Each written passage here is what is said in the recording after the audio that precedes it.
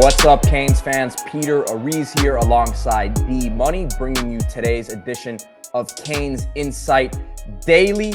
And as always, this show is brought to you by our sponsors, Anajar and Levine Accident Attorneys.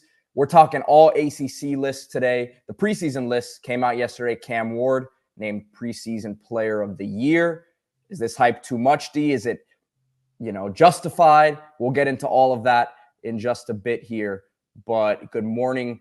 I know you're up in Rhode Island, and we're excited to get to this All-ACC list, D. Yeah, beautiful Buttonwoods Bay in Warwick, Rhode Island. But, where I really want to be, at least for the rest of the month, is on Green Tree with you. It's going to be just an awesome August. A lot of battles to get to, a lot of superstars to watch. We're talking about All-ACC, 5 guys on the list, the most in the nation. I think it should be more. Maybe I'm a homer, but I'll give my reasons why. I think offensive line in particular was probably left out when we got 3 guys I wouldn't trade for anybody, not one person on that ACC list. So, we'll get into that. Great interviews coming up with Ray Joseph and Robbie Washington. Those two are going to be very, very interesting to watch. One guy on the ACC list that we'll talk about, Brashard Smith, now at SMU. He's out the door, first-team kick returner. Where do those guys fit in? Could they possibly push him on that category, kick returner, and replace his production at wide receiver and assign that kind of running back / receiver that gets handoffs? That's going to be a lot of fun to watch. First, talk about some folks that are never getting replaced on top of their spot. That's Anajar and Levine Accident Attorneys. If you or someone you care about has been injured in an accident, you could be entitled to significant compensation. 1-800-747-FREE, 1-800-747-3733. Take back control of your life. Anajar and Levine. They don't get paid until you get paid. All right, Pete. So fired up, man. It's, we always hype this thing up, right? I always hype this thing up. But now what we're talking about here really is national hype, right? Not Miami fan hype. This is national hype. And I think it's pretty clear what people think about our talent. Yeah, and as I pull it up here, you see it. The 5 guys who are on the All-ACC preseason list: Cam Ward, Ruben Bain, Xavier Estrepo, Francisco Mauanoa, and Andy Borregales. Obviously, Cam Ward being the newcomer, his production from Washington State. But you look at these other 4 guys, and I think it's obviously well-deserved for them. No question. So just starting with the guys that are on the list before we get into potential snubs. Cam Ward, preseason player of the year.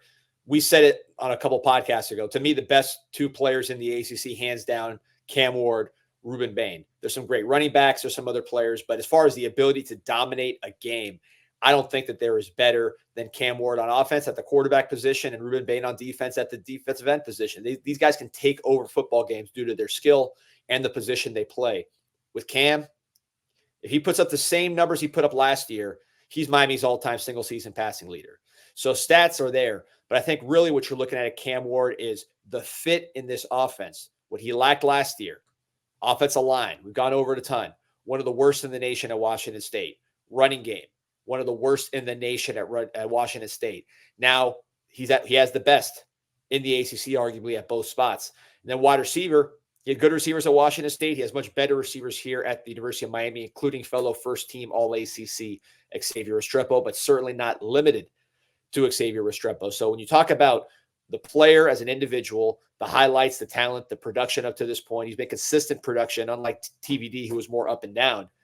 And then you put him in a situation where he has the best of the best all around him, including spots that he's never had even average players at. I think you're going to see a huge jump. And I don't want to say, he's going to have a Jaden Daniels type season.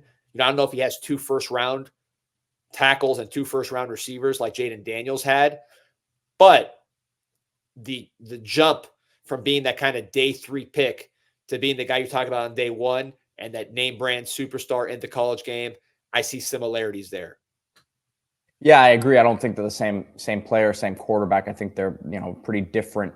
But I think the production and the leap, because I think with Ward, it's a lot of what he needs to remove from his game, which is obviously the turnovers and, getting better at reading defense. And this is what I've heard from scouts. But these are things that, why not? I mean, why can't he take that jump now with better surrounding talent?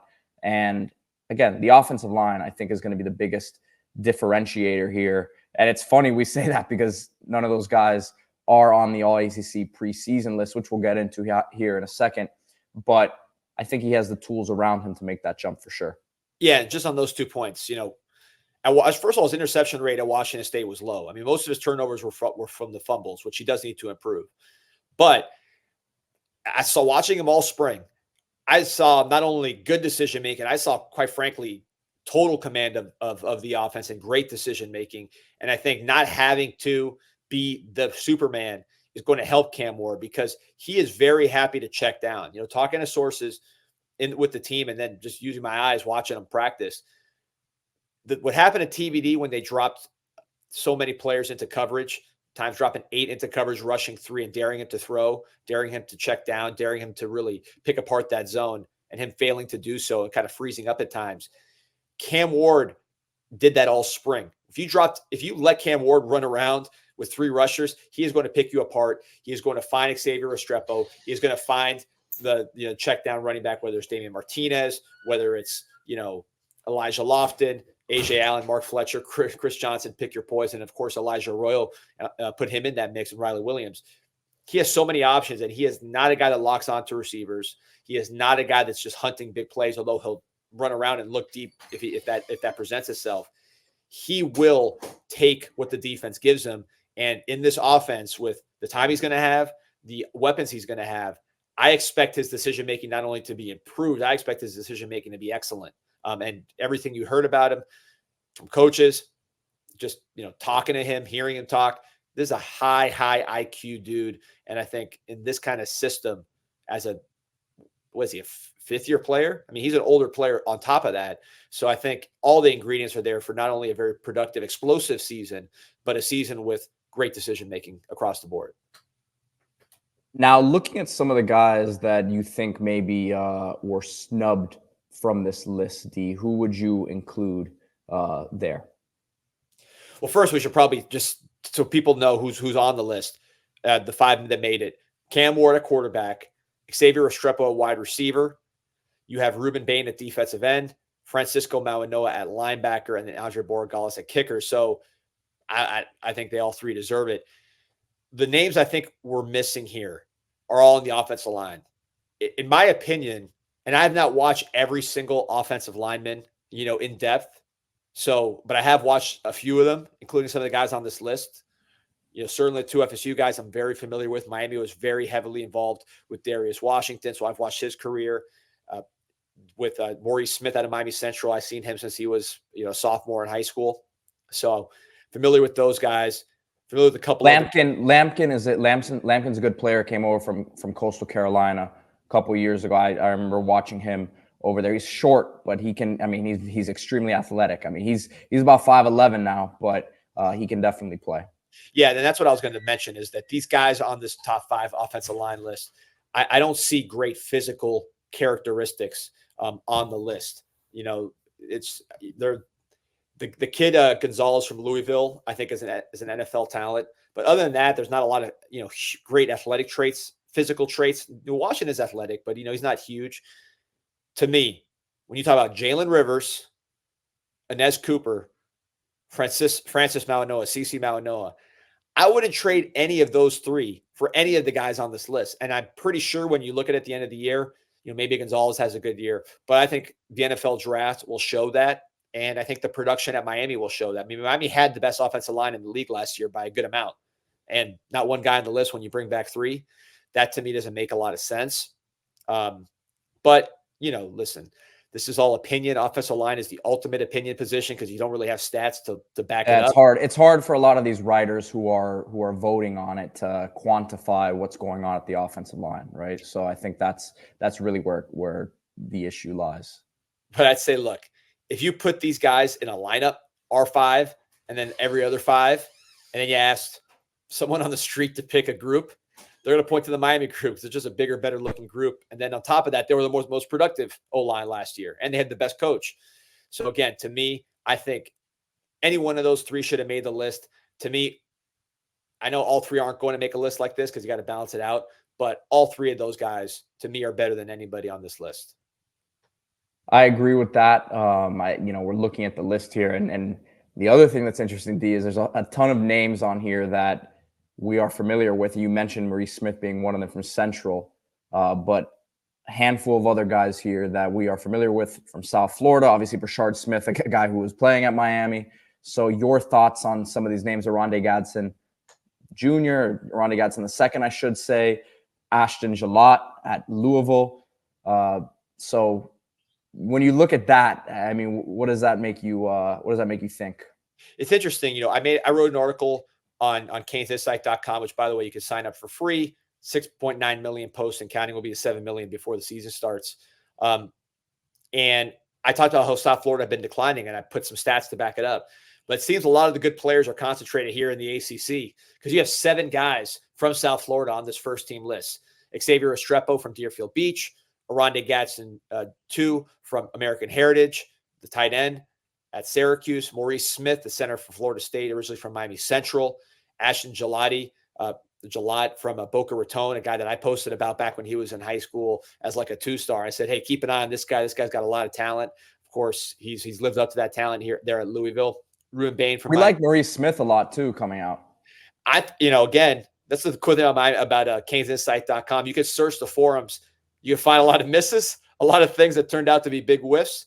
But you'll also find some hits, especially with some of these guys that were maybe under the radar players that certain posters championed on the board. There's always a few guys that just kind of had their guy that they say, hey, keep an eye on this one. So Maurice Smith, I remember talking to someone that was at Miami at the time, not there now, about Maurice Smith versus Ja'Kai Clark. And I said, look, Maurice Smith to me is a lot better than Ja'Kai Clark. He's more athletic. He's better technically. He's small, but when he gets his size to an adequate level, he'll be the much better player than Ja'Kai Clark. I got some pushback on that. I'd say certainly if you flash forward, 4 years, Maurice Smith is in fact a much better player to me than Ja'Kai Clark. So, those are hard to project. You got to project some size development, but I do think Maurice Smith lived up to what we saw when he was a really undersized tackle at Central, projecting him to left tackle. Also, the guys didn't mention on special teams, first teamers, Andres Borregales from Chaminade, of course, the kicker from Miami, and then Brashard Smith, the Miami transfer now at SMU, which is in the ACC now. He is from Miami Palmetto as a kick returner first team. So, a lot of South Florida names on the list. But look, I don't think anybody's trading those guys for, well, let me say it differently. No one's complaining about Cam Ward from Texas. No one's complaining about David Martinez from Texas. Nobody's complaining about the Malinois from American Samoa, Jalen Rivers from Jacksonville, Ines Cooper from Alabama. These are some guys that maybe we could have had, but this roster is so loaded. It's not like prior years where you look at these guys and say, man, we really could use this dude or that dude. I mean, Miami's fine at center. Miami's more than fine at defensive end. And kick returner, we're going to talk to 2 kids today with Robbie and Ray that could have a say at that position as well. Anyone off the top of your head who maybe, they weren't snubbed, so to speak, but by the end of the year could be in that All-ACC conversation? Tyler Barron is a guy who jumps out at me. Obviously, Damian Martinez, there's no shame in, I think both of the guys who were voted as first teamers, and Jaden Ott from Cal and Amarian Hampton from UNC, are well-deserved and obviously put up huge numbers last year. But I think Damian Martinez is probably another guy who definitely could be in that conversation, after the season.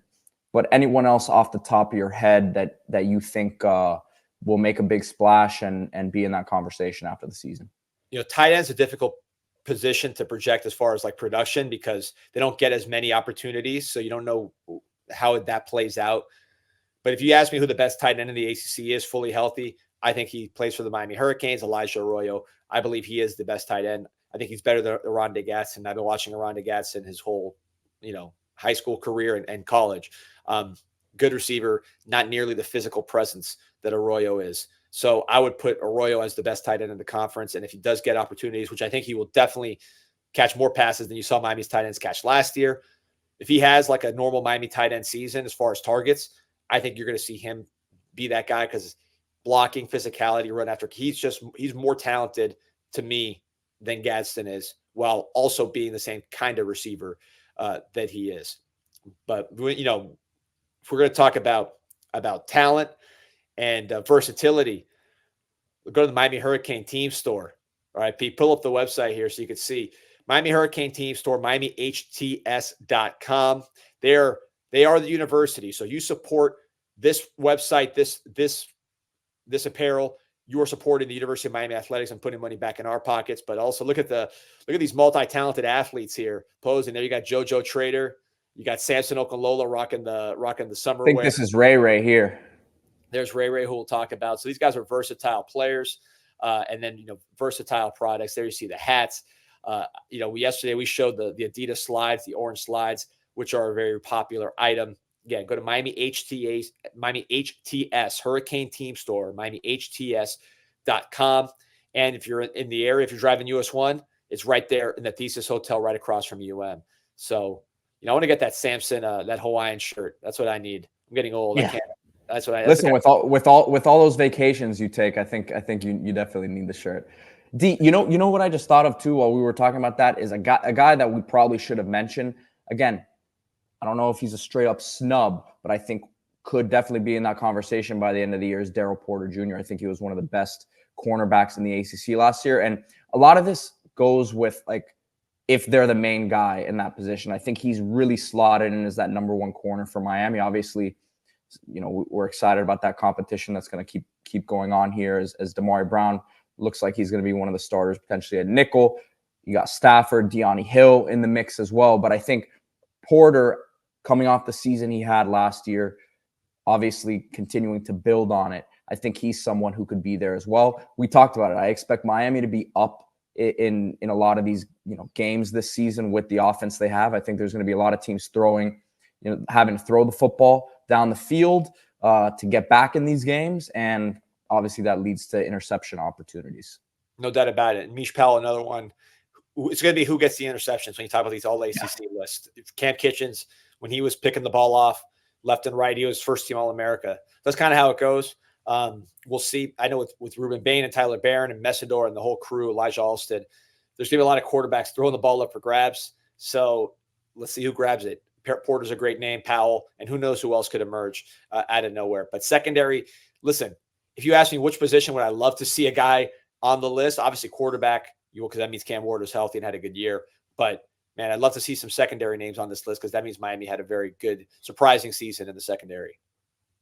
Definitely. So coming up next here, you mentioned it, the couple guys who are battling in that wide receiver room for snaps this season, both of them with dynamic speed, and both of them, as they mentioned in the interviews, bulked up from last season. I think we really saw it from Ray in the spring, but I was really taken aback when I saw Robbie the other day in person. Told me he was weighing 195, and it looks like he's having a good start early on to camp here. Had a nice finish to spring. So those guys coming up next here on the CanesInSight podcast. Anything else from you before we transition over there? Yeah, first I want to talk about these two players. I've often heard you want your wide receiver room to be like a basketball team, meaning different sizes, different skills. These guys will be your running backs, right? The running backs playing receiver, your Brashard Smiths. You mentioned they're up to 195. They can break tackles. They're fast. They're quick. So they bring that element, end arounds, returns, quick screens. They can do all that. Of course, they can also do the wide receiver stuff as well. I think their strength right now is in the run after catch. So they bring that dynamic, which is different than a Horton, Sam Brown, different body types. Restrepo has some of that, but he's not as fast. And then, Jacoby George, you want him with the ball in the air as opposed to with the ball in his hands, although he has something with it. So different body types, different skills, and some really smart kids and interesting kids to talk to.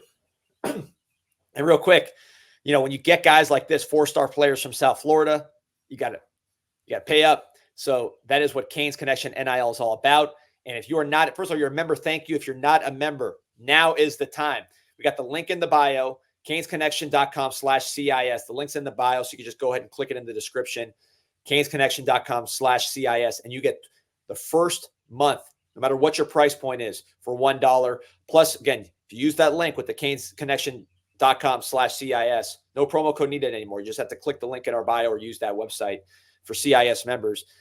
You get access to a private Zoom with me, where I'm going to give you inside information, straight from the sources, non-public, meant strictly so you could be, booster level insider. You always want to be a booster and be in the inside. Click that link, sign up. First month, $1, and you will be a booster with the scoop, and you'll know everything there is to know about the Miami Hurricanes in camp and recruiting. You name it, you will be informed. Ask anybody who's done it already, and they'll tell you. That's where most of this stuff comes first. They have it first, and they get that info. So I know you guys like info, canesconnection.com/CIS. Last plug, August 7th, next Wednesday, major announcement for Canes Insight, so stay tuned for that. Go Canes. We got Ray Joseph and Robbie Washington coming up next. All right, I'm here with Miami Hurricanes sophomore Ray Joseph, local guy, loves the Canes, obviously has, been bleeding orange and green for a while. Ray, how excited are you to get this camp started now, year 2? Oh, man, I'm just very excited, man, just knowing what's to come now and just having that year under my belt and just knowing how to go out here and attack it and how to help the guys come along. I mean, I just can't wait. I'm excited for year 2. Just to bring I'm not a veteran, but just to bring that veteran presence and experience from the little I did do. I mean, I'm excited to help everybody else and just go out there and show the world what I can do. Obviously, everyone's excited to come in as a freshman and make plays and all that, but what was the biggest learning curve for you in from year 1 to year 2? Where do you think you've taken that next step? I mean, really just learning how to practice and how to balance like extra work and just managing them loads that you put on. Cause at the end of the day, like I said, I always been a hard worker and I always taxed my body. But I had to understand that at the end of the day, they go get theirs too. So I had to learn how to balance that out. So I try to tell a lot of dudes that like knock hard and all the fast guys who love the extra work. I gotta tell them like, hey man, just learn how to balance it out. Cause they go get theirs when they come to practice and everything else. So just learn how to balance it out. And I mean, I didn't help them along because the little injuries, knick-knack injuries like hamstrings and things of that nature, I don't have no problem with now. Just because I learned how to manage myself and putting on some weight to help me out. I was gonna say that I think when spring came and the pictures start coming out on Twitter and stuff like that, the fans, they seem to notice you put some good weight on. So talk about that and where you're at right now and how much that's helped you feel like. Oh man, I feel like it helped me tremendously. Just being able to just not really, I don't feel nothing. Like being touched and being pushed around, I feel more stronger, I feel more explosive. Like putting on weight, I wish I did that a long time ago. Like man, it's just eating and just taking care of your body, eating the right things, drinking the protein shakes. I mean, it helped your body tremendously. And I mean, like all the little knickknacks and ankles and all that just feel 100 times better. Like all that stuff is like it's irrelevant now because just that weight helps. I didn't know how much it helped, but now I understand. And then just obviously you played a lot of running back growing up, right? So you becoming more of a true receiver. Talk about that development and how Coach KB has helped you along the way there. Oh man, he's helped me tremendously. I mean, he really did help the entire room just elevate their game. And I mean, not just KB, but just like Restrepo and a lot of these dudes just taking pieces and bits from their game and just learning how to, do the things they do. And just, I mean, it's amazing. But, my thing too is when, having that running back experience, when you get the ball in my hand out in space with DBs and safeties, it make it 10 times easier because I got way more space and I just know what to do with the ball like that. I can see the tiny holes and everything out there. And that's what make it, a great going from running back to wide receiver and all that. It's just, oh man, it's amazing. Just, it helps you see the game way bigger just being a two-position athlete.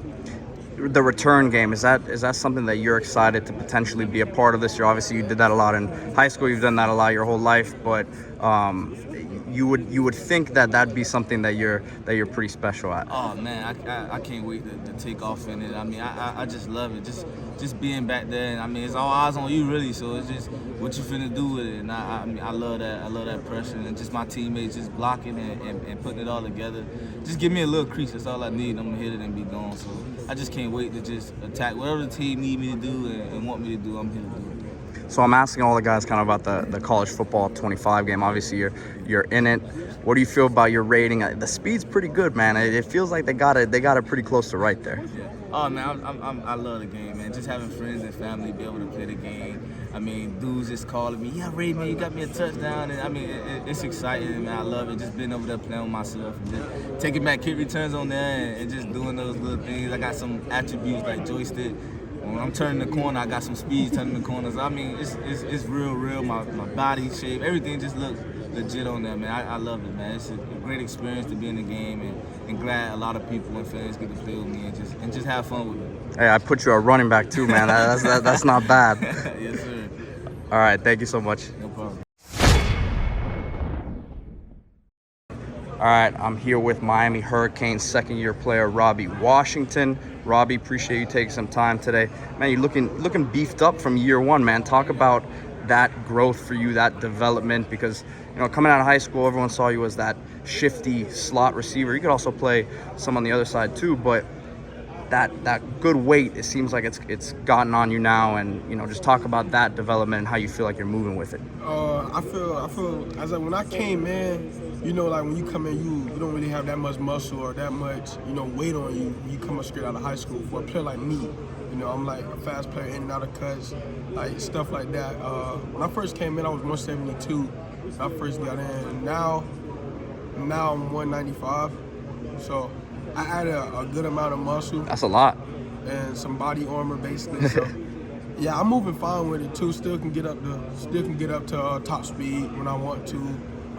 Change direction at top speed when I want to. So I just feel like it's good. It's better for me at this level. Now, outside of obviously putting that weight on and developing physically, what was the biggest lesson you learned in year one, now coming into year two, and how much more comfortable did you feel in spring, and now excited obviously to get to fall camp here?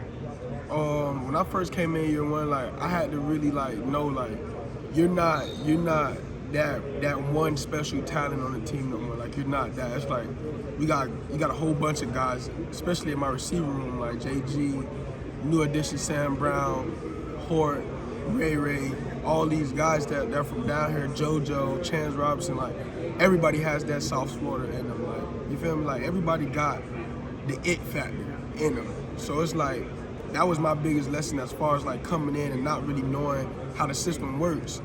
So, and then like coming in, I felt way more comfortable in the spring because like I know more, I seen more, like I know how the defense works, I know how my offense works. So it's like, it's easier. Now going into fall camp, I'm just ready to get out there with the guys, ready for tomorrow, first day of camp, and then do it all over again on the second day. So during the spring, Coach Cristobal said you were a guy who was ready to help this team win games, right? So where do you think that came from for him? I mean, was it you just doing whatever the team asked you to do and taking care of business day in, day out? For sure. It was basically me like being, like him seeing me be able to not only like if I was to play defense, like I can help the team on offense as he feels, and I can help the team on defense if he wants. So it's like I'm a team player. Anywhere you can pit me and we can win, I don't really mind working for the team. Now you mentioned the older guys, X, JG, obviously Sam Brown coming in now is a vet at this point, coming over from Houston. What have you taken from those guys? And like those lessons have to be very valuable, knowing that those guys are all conference players, some of the top players of their position in the country. Just like learning up under them, like just them taking me up under their wing, like teaching me the ins and outs. Like basically, like they know football on a different level. Like they know it on a level I don't know right now. So like just getting those tips and the extra work with them is like it makes you better, makes you feel better. Like yeah, you got somebody to help you. Like you're not in this on your own. So like people feel like college is like you go there, you work on your own. It's not about that. It's about learning the ins and outs, getting like the camaraderie with the wide receiver group. It's like it's good. It's not only can you learn stuff from the older guys, but you can tell the older guys something that you see. You feel me? That you see that they don't really think they're doing wrong, but you can tell them, and they don't really they won't get mad at it. Obviously, your brother Bobby on the other side of the football. I would imagine that you guys had some tussles, growing up. Now that you got some weight on, because obviously he's a little bit bigger. Now that you got some weight on, I mean, how are those tussles going these days? They're like, before they were like 90-10. You would win. Right now I think they're 60-40. Like I get them here and there because like I put on way more muscle mass than what I was. So it's like he can't just throw me around no more how he used to. I've been asking this to some of the guys, and I gotta ask you, College Football 25, you're not in the initial release of the game, but will you be in a later version? Did you opt in late? Did you decide not to do it? The fans, listen, you're one of the guys the fans really want to know about because you got speed. You'd be a fun guy to use in the game. So talk to me about that. Yeah, I opted in late actually. So around like the next update, I should be in the game. When they update the rosters again, I should be in the game. Yeah, I just what is your overall? What should your overall be in your opinion?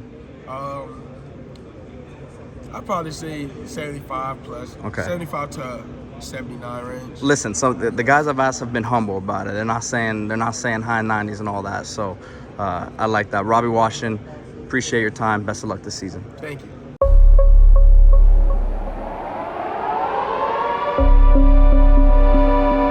Yeah, this an insight to the Canes, and you know we ain't playing no games. Joaquin said dominate, so that's what we do. Home of the legends and 7th floor crew, down in Miami where hurricanes brew. You here for the rumors, we bring you the news, cause it's all about the you, and nobody do it like CanesInSight. Nobody do it like CanesInSight. Nobody do it like CanesInSight. Nobody do it like CanesInSight. It's CanesInSight.